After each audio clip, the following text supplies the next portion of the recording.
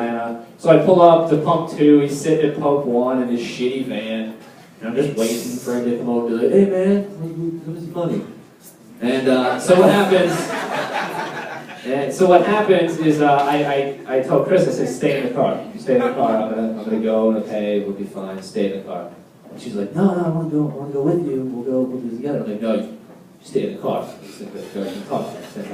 She's like, all right, fine. I'm like, all right, stay in the car. I shut the door, and the guy comes over to me, and he's like, hey man, hey! And as a white man, when you hear hey man, hey at 2 o'clock in the morning, your butthole gets a little tighter. Just a little bit, because you know, like, all right, best case scenario is getting in with, hey man, hey, I'm just going to stab you, that's it. He's like, okay, the best case scenario in my head right now, I'm getting stabbed, that's fine. I'm kind of come to terms to getting stabbed right now. So that's where I am mentally. And he goes, hey man, hey, I bet I know who wins all the arguments in your relationship. That's it. That's all he said. That's it. Like, as relieved as I was to not get stabbed, I could have done without sitting through that hack Vic from the 80s, you know? Like, does that guy just do that? It's like what he does, he just waits in alleys. He's like, hey, big man, why is airplane food so bad? What's he do with this shit? It's fun. That's a joke for the comics.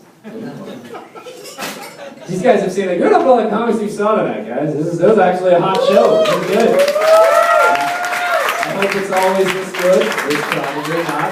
But I'm glad you came out. Doing stand-up comedy is a weird thing, guys. Doing stand-up comedy is a lot like coming on stage and pulling your dick out.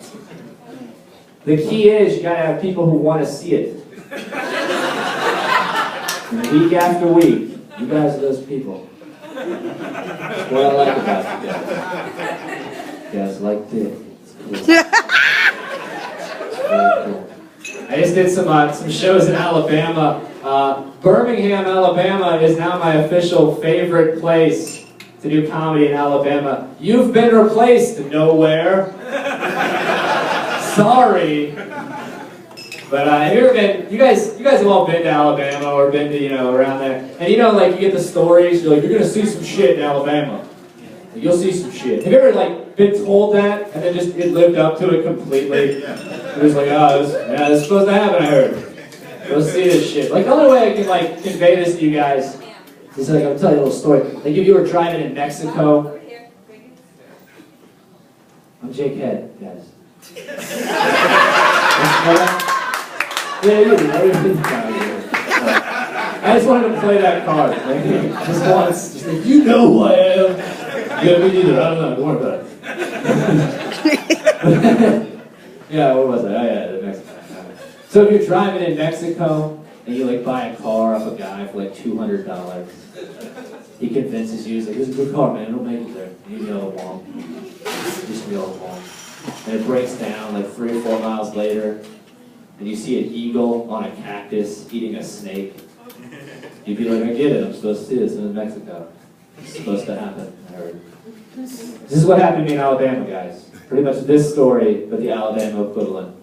I was staying at my parents' house, and I woke up in the morning, had my morning cup of coffee.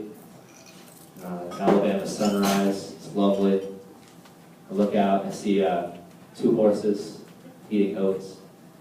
I figure they're like horse friends or something. It's really cool.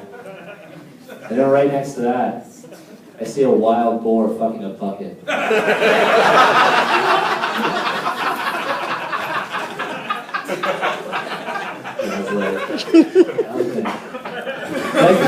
Like a pet boar, like a fenced-in boar, fucking a turned-over aluminum bucket. And I was like, that's the Alabama state flag they're not using right there. That is the plan B. Roll Tide. Roll Tide, guys. Good. It's good to be back in Jacksonville. Pretty much what I do is I tour the South. I do shitty comedy shows for people who don't want to see them. This is a good change of pace. Pretty much what I do is I do shitty comedy shows, people don't want to see them, and I sleep in shitty hotel rooms, and I eat at the Waffle House. That's what I do. That's not the point of my life. Like, I eat at the Waffle House so much, I don't even call it that anymore, guys. I just call it the Waffle Home. It just feels good. It feels right there. You know? And you know you eat at the Waffle House too much when you have a realization like this hit you. This hit me the other day. When you realize that the Waffle House is the world's shittiest hibachi. Alright, that says something about you guys. Because that joke requires that you've had a high point in your life where you've been to a hibachi. And then the low point where you've been to a Waffle House. I feel like some of you guys have only been to one. Never both. I like that. I'm not going to say which one. I'm not going to pick which one. But I know it's the Waffle House. I know you guys.